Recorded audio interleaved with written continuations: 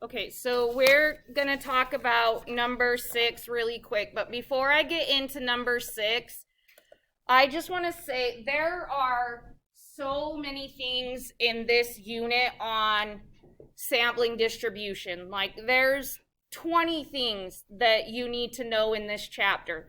This is only one of them. So if this particular problem is something that does not make sense to you, let it go and focus on the other things.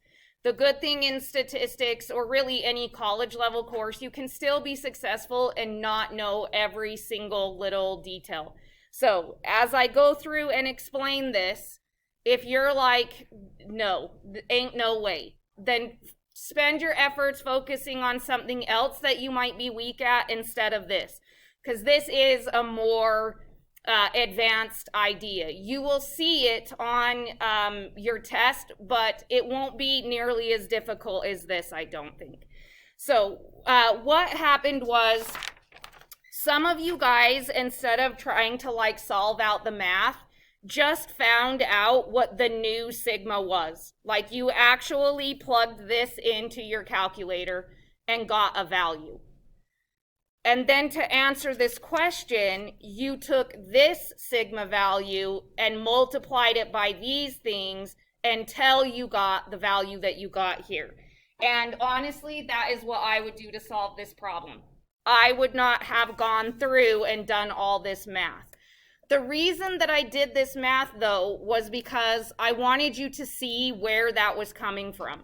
Instead of just knowing, well, for some reason I multiply it by root 2, I wanted you to know, well, where is that root 2 coming from? But what I did wrong in my reasoning, if you happen to write it down, was this step.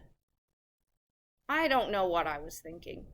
You're not allowed to chop up a fraction however you want. And I thought that I was. And I teach math, so oopsie. So this is where I went wrong. What's in the numerator has to stay the numerator, and what's in the denominator has to stay in the denominator.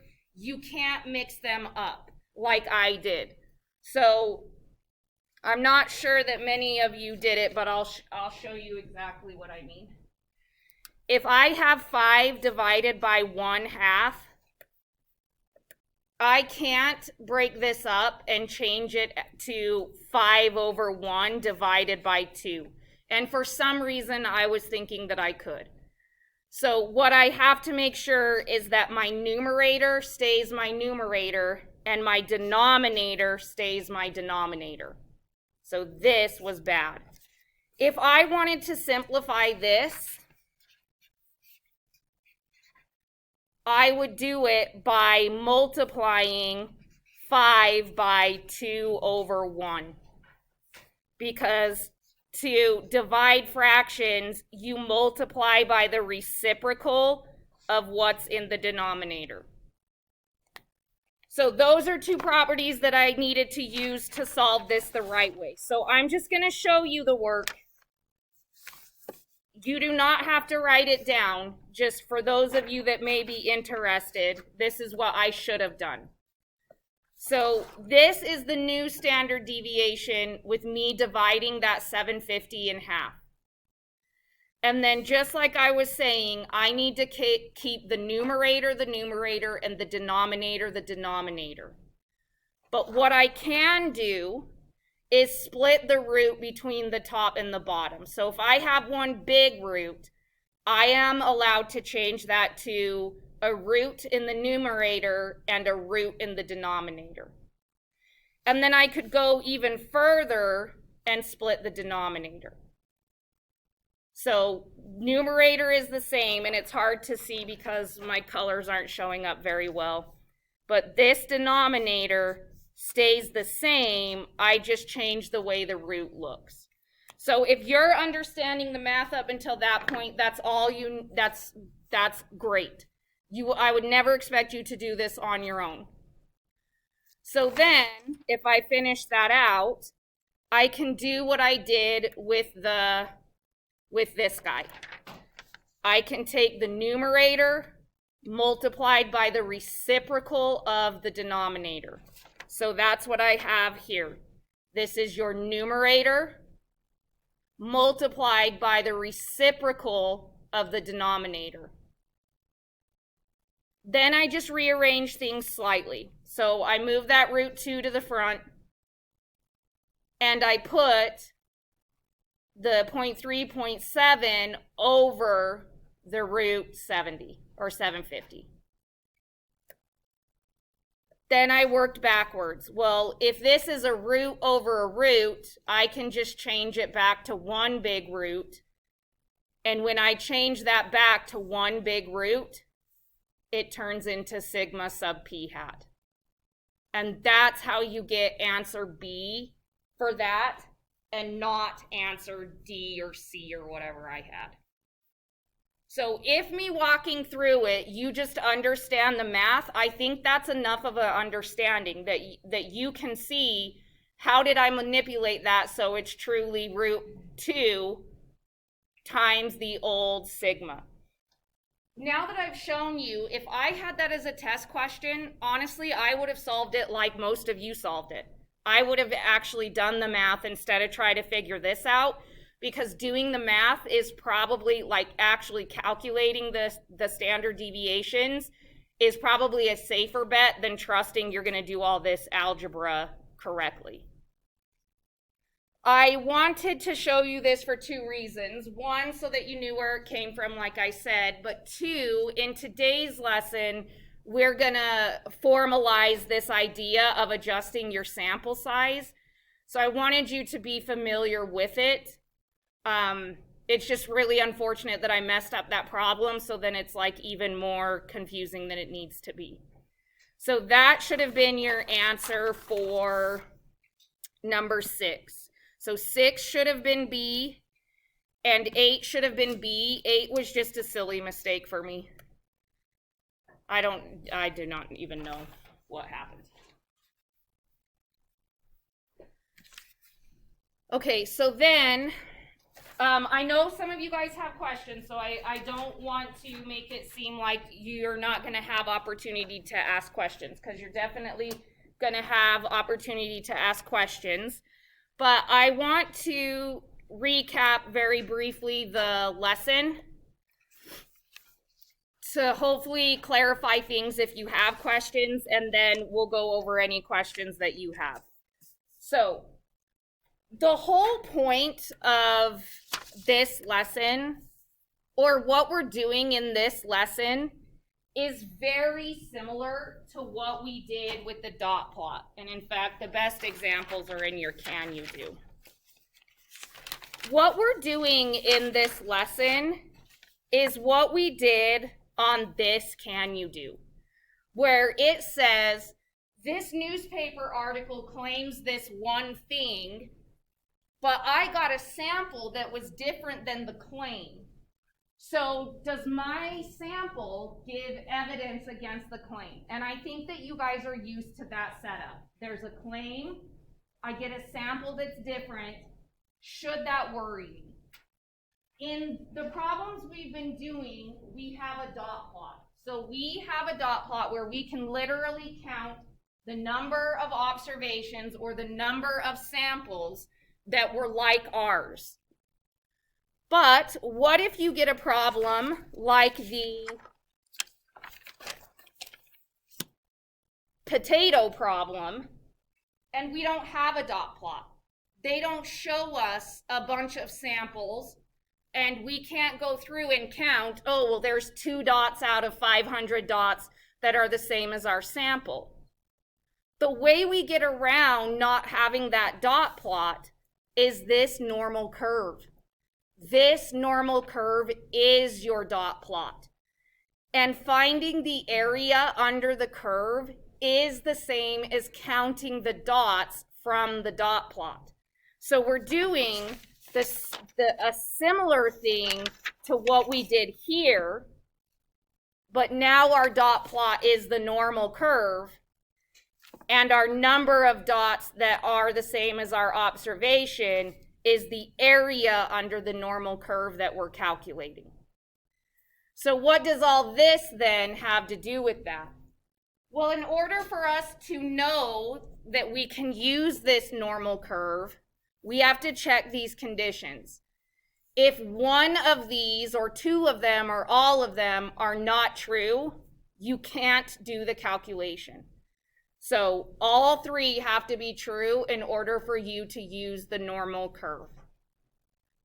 Are there any questions on that piece of the lesson?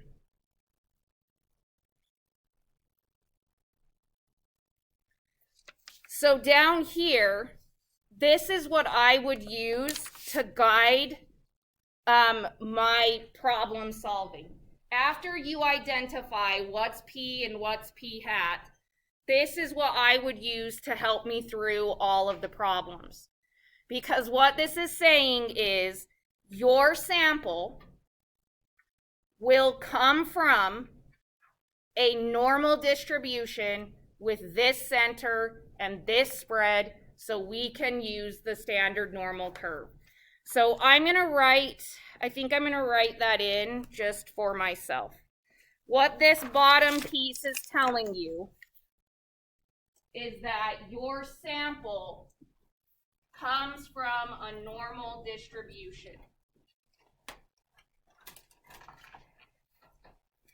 So this guy means the sample, and this guy means comes from. Then the things that I have underneath are just the reminders of the things that you need to check. So it reminds me, okay, it's normal if my large counts is met. It's centered at the true value because I took a random sample.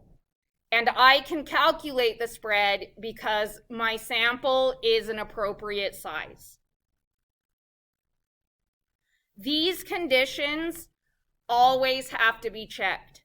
Even if they don't explicitly say check the conditions, you still have to check them every time you make a calculation.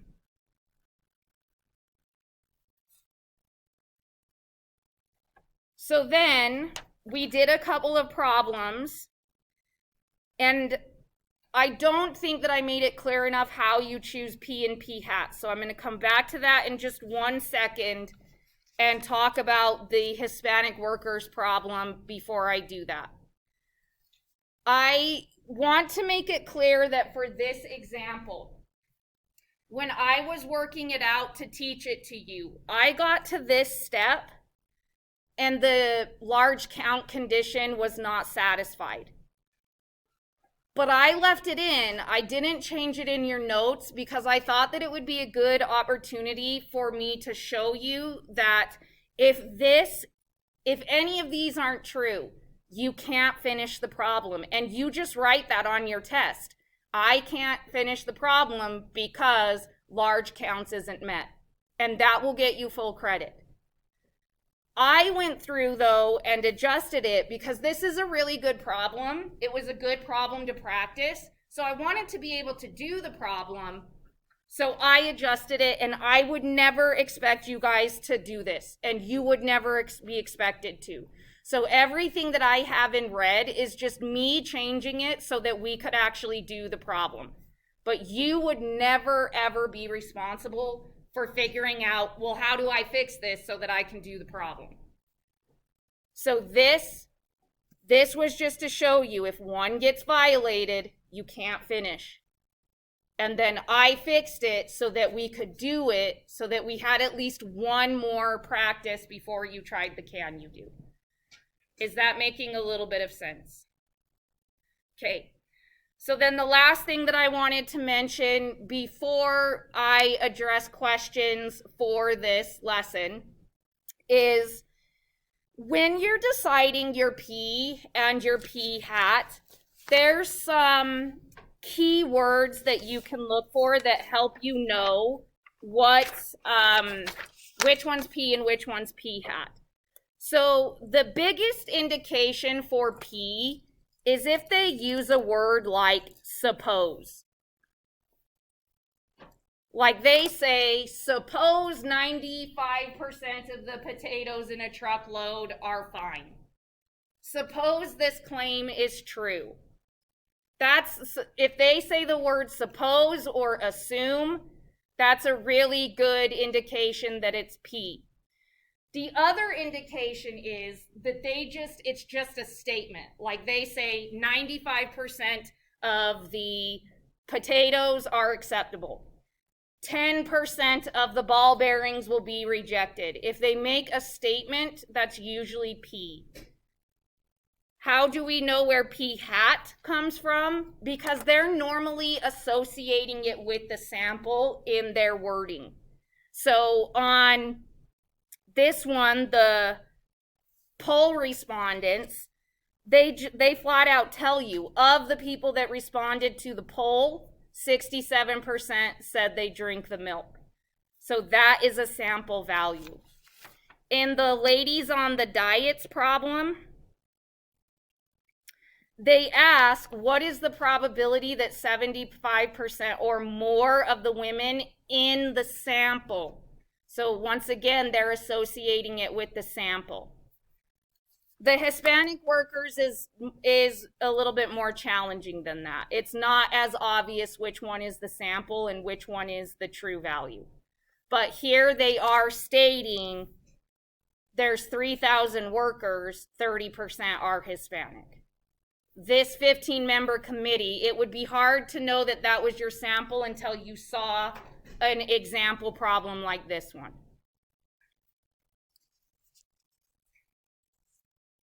So I think that that's all of the things that I wanted to make sure to address before we did today's lesson. Are there any questions that I can answer for you, whether it's a clarifying question or a can you do specific question?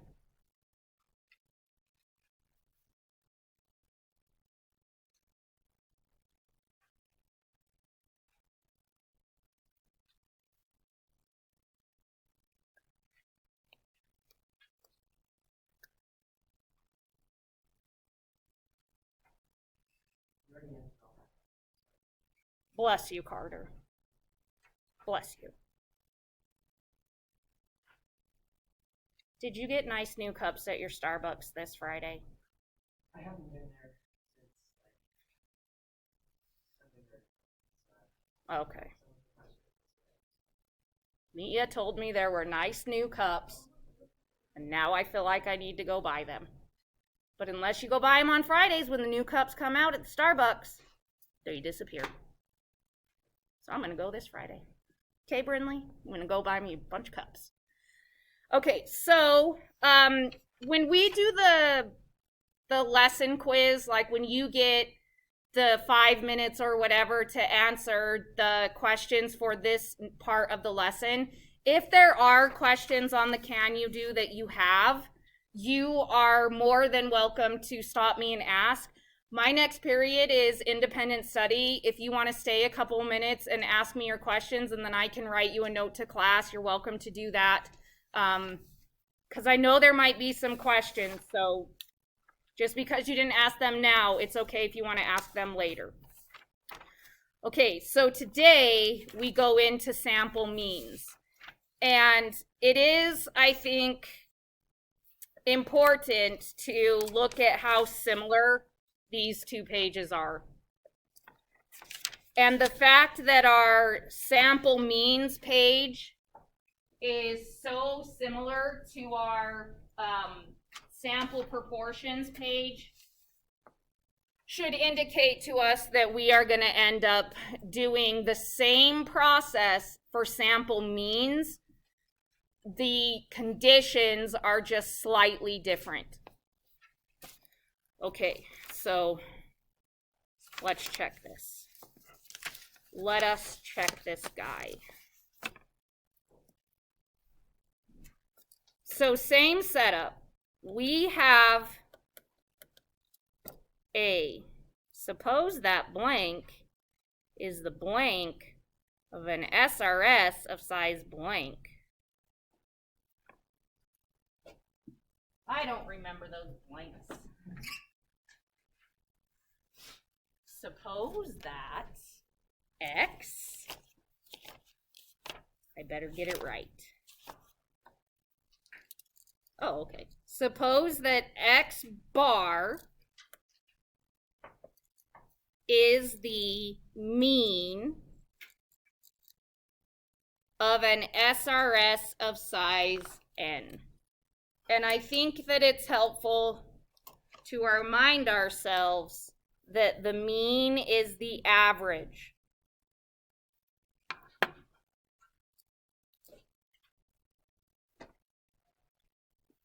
We take this sample from a population with mean mu and standard deviation sigma.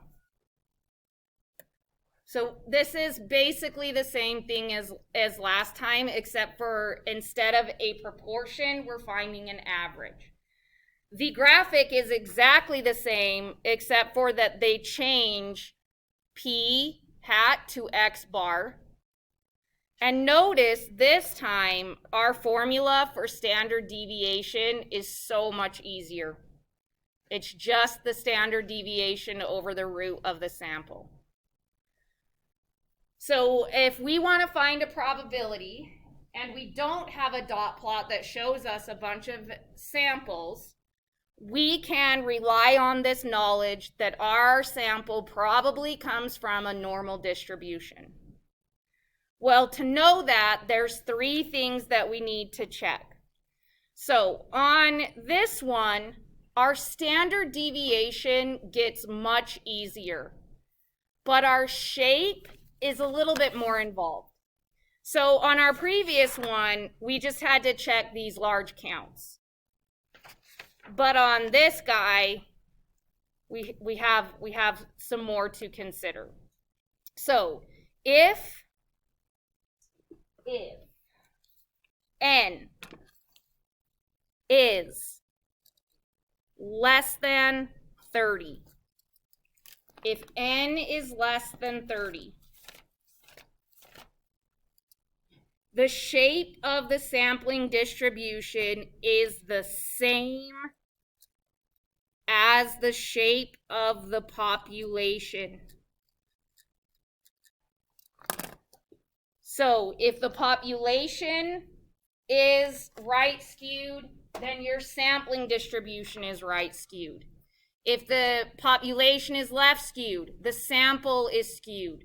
If it's normal, the sample is normal. This gets forgotten because most of the time the sample size is bigger than 30. But you will always be tested on this. What happens if your sample size is less than 30? Well, then the shape is the same as the population. And that's what's happening here. If the population distribution is normal, then so is the sampling distribution of x bar. Oh, so this is just clarifying. If your distribution is normal, you get lucky. So if your population distribution is normal, it doesn't matter what your sample size is, the distribution of your samples will be normal. So this is where you get lucky, and it doesn't matter what sample size is. But that's the same thing as what they're saying up here. If your sample size is small and your population is normal, then your sampling distribution is normal. So you could just know this one and the last one and be okay. This is like lucky. This is where everything works out nicely. Okay, so what happens then if the sampling distribution, if the sample size is bigger than or equal to 30? So that's what's here. If the population distribution is not normal, the central limit theorem tells us that the sampling distribution of x bar will be approximately normal in most cases if n is greater than or equal to 30. And this is what you usually check. This is what we are usually checking when we do our normal calculations. So instead of having n times p is greater than or equal to 10 and n times 1 minus p is greater than or equal to 10, what we have to check is if the central limit theorem applies. Now, central limit theorem is a calculus idea, but the entire idea behind the central limit theorem is the bigger your sample is, the closer the average will be to the true value. And that goes back to a large sample size is always better. The more people you include in your sample, the closer you get to the true average because you have more information from the population.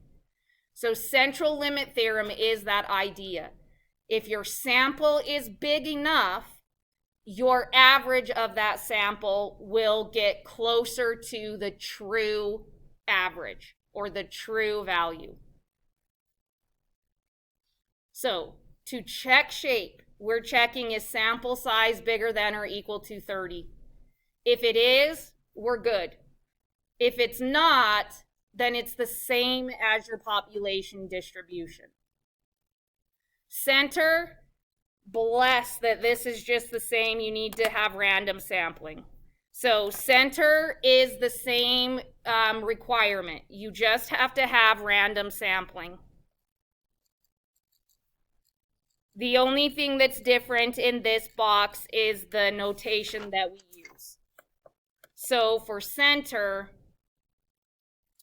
it is mu sub x bar is equal to mu.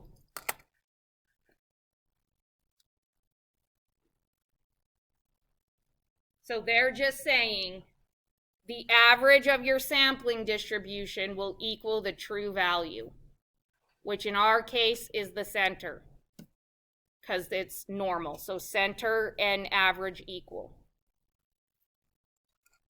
And then checking spread, formula is much easier and it's still the 10% condition. So we can use this formula to calculate our spread if the 10% condition is satisfied. So we're still checking, is our sample less than or equal to 1/10 of the population? So similar with a couple of changes.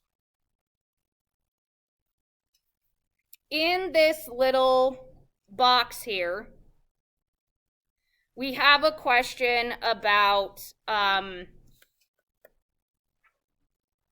sample size. So this is what I was getting to on the homework problem that we went over. The values of x bar are less spread out for larger samples. Their standard deviation decreases at a rate of root n.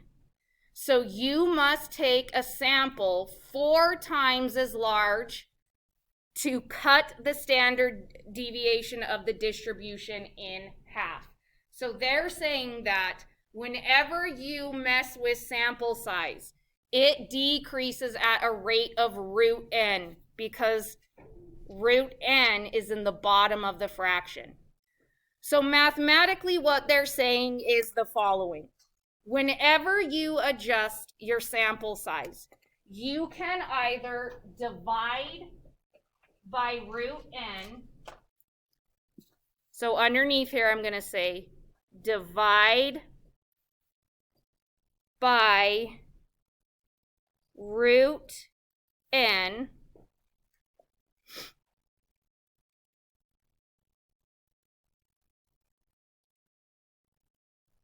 or I believe you can multiply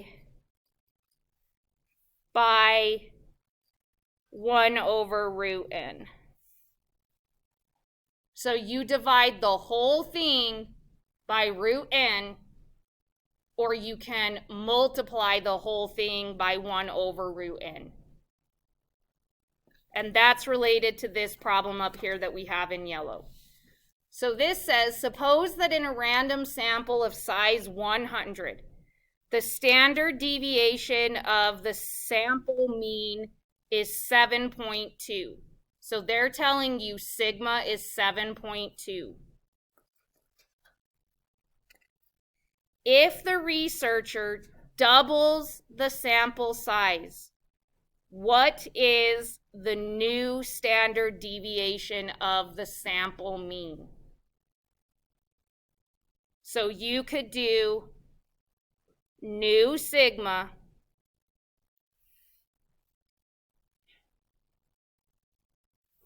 is equal to 7.2 divided by root 2. That's what I mean by divide by root n. So if I plug that into my calculator,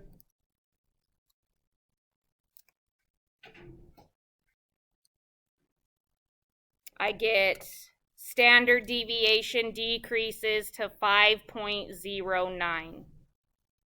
So it goes from 7.2 to 5.09. Yes, dear. Because it says the researcher doubles the sample size. Thank you for asking that question. Was that yours, Brinley? Sorry, I got that too because we doubled the sample size.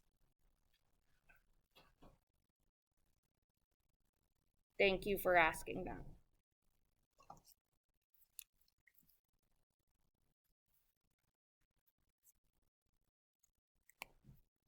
I'm just going to verify that we get the same thing if we multiply it by 1 over root 2.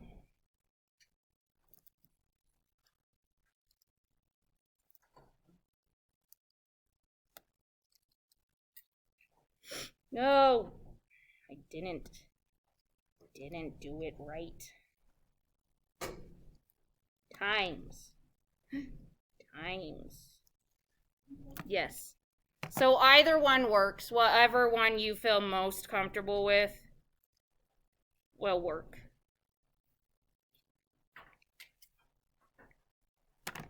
So if it says here's one. What would we put in there if it says the researcher cuts the sample in half? What would we put in this root instead? 1/2. So whatever you're doing to it, if you want it to be 5 times, then you would put a 5 underneath the root. If you want to cut the sample size by 1/3, you would plug in 1/3 into that root. So on that multiple choice problem, I'm pretty sure that I could have divided the whole thing by root 1 over 2 or root 1/2. So I think I like the dividing by the root the best.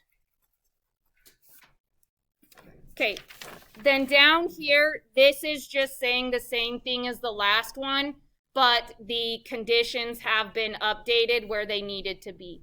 So your sample will come from a normal distribution with mean centered at the true value and standard deviation that is much easier to calculate. Would you agree? Okay, so get into your Canvas and let's do the first part of the lesson together. The first question, question 1, I would like to do that one with you guys.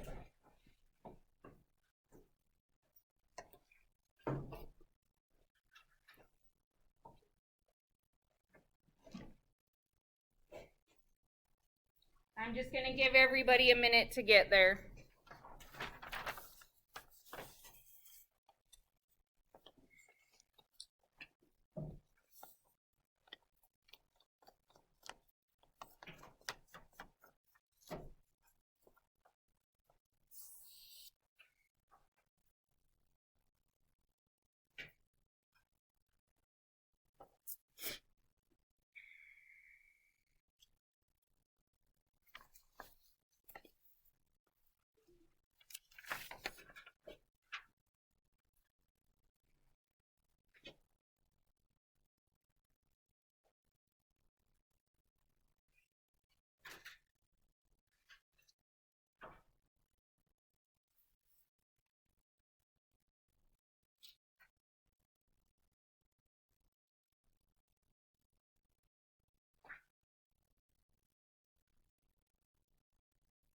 Is 30 seconds enough and then we can look at it together? I'm not expecting you guys to solve it. Like, I literally wanted to do it with you. Hi. Mildred. Is she testing? Yes.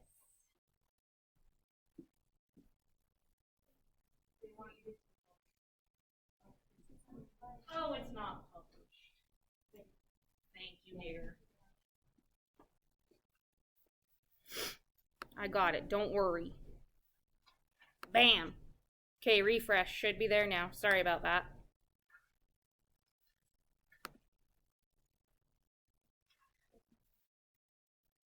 Okay. So A says the current margin of error is 0.22. Margin of error is the same thing as standard deviation. So current margin of error, so same thing as standard deviation, is 0.22. A second random sample is taken that is 4 times the size the original. Determine the value of the margin of error based off of the second sample. So I wanted to look at this one together because I wanted you guys to know that margin of error is the same thing as standard deviation. The standard deviation tells you how far off from the true value are you, how far off are you? So what should we divide this guy by? Root 4. Which is really just 0.22 divided by 2. So are you guys getting 0.11? Yep. So that's what I'm going to type in. That one's an easy one.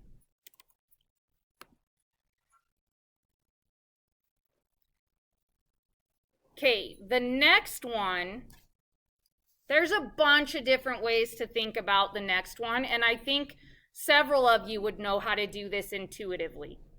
So, suppose that in a random sample of size 60, so n equals 60, the standard deviation of the sampling distribution is 3.5. If a researcher wants to half the standard deviation, what sample size would now be required? Okay, well, let's think about this. We have that we want to take this 3.5 and we want to cut it in half. True? Okay, well, we know that whenever we adjust this sigma, we divide by root n. Just like we did here, divide by root n. So we know to make this adjustment, we would have to do 3.5 divided by root n. So the question is, how do you get 2 in the bottom if it has to come from root n? What would need to be in that root? 2 squared or 4. Can you guys see that? So you're solving this question. How do you make root n into 2? Well, the math is square both sides, and that gives you n equals 4. Or you just think about it in your brain. What do I need to have under that root to get a 2? Well, root 4 is 2. Is that making a little bit of sense? Okay, so your sample then needs to be 4 times bigger. If what you have to have under there is a 4, then you have to multiply 60 by 4 in order to half it. So your new sample size needs to be 240. The math behind that, you can do the math, like the legitimate math. So how you got 3.5 in the first place was with this formula. Okay, well, you need to half 3.5, which means you divide both sides by 2. Okay, when you do that, your new standard deviation is 1.75, but on this side, once you simplify, that turns into 2 times root 60. Well, then that means that had to start out as 4 times 60 under the root, which means that your sample has to be 240 now instead of 60. I know that's complicado, so that this is another instance where if you're like, what the hell is happening? Study something else and just let this one go. Okay, on 2 and 3, you're using these conditions. So on 2, it's asking you the shape. So you're checking, is it less than 30 or bigger than 30? And then on question 3, it wants you to identify the mean and the new standard deviation using this formula. You can handle it? Are you guys already done? Okay, go.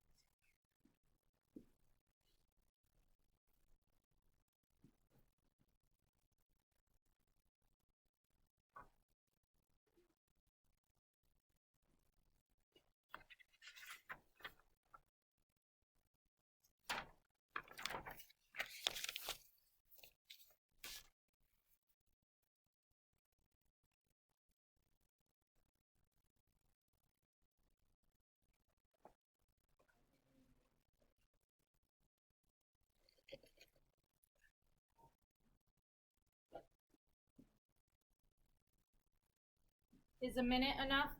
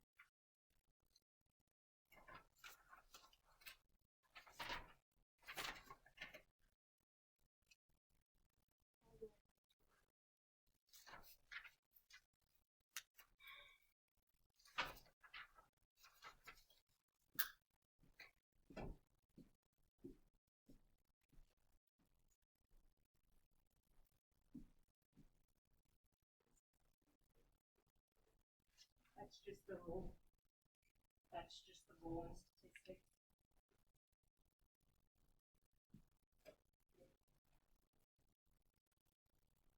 Center is the same as your true value. So you said that R is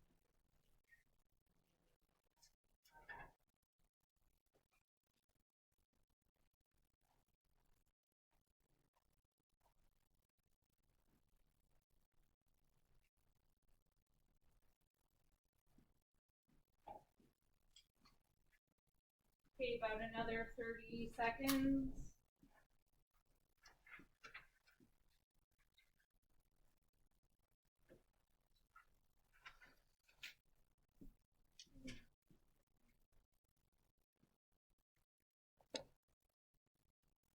About 15.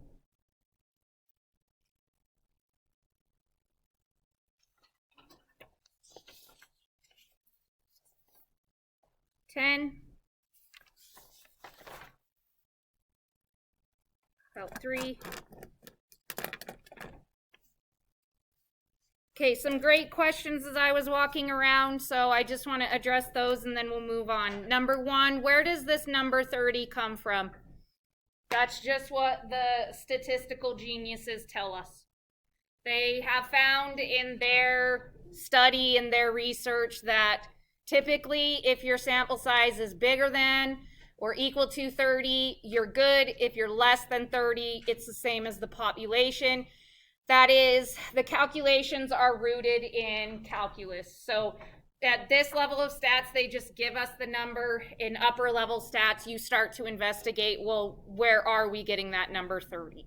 So 30 is just given to us as our cutoff, much like here, they told us that it needed to be bigger than or equal to 10. The other question was clarifying center. So remember, what this is telling us is if we took a random sample, the average sample value will be the same as the true value. So the center of our distribution is the same as the true value. So in question 3, when it asks you, well, what's mu sub x? What's the mean of the sampling distribution? It's the same as the true value from the population. So it literally is just 21.5 and you don't have to do any calculations. Are there any questions that you can think of right now before we look at solving a problem using these ideas?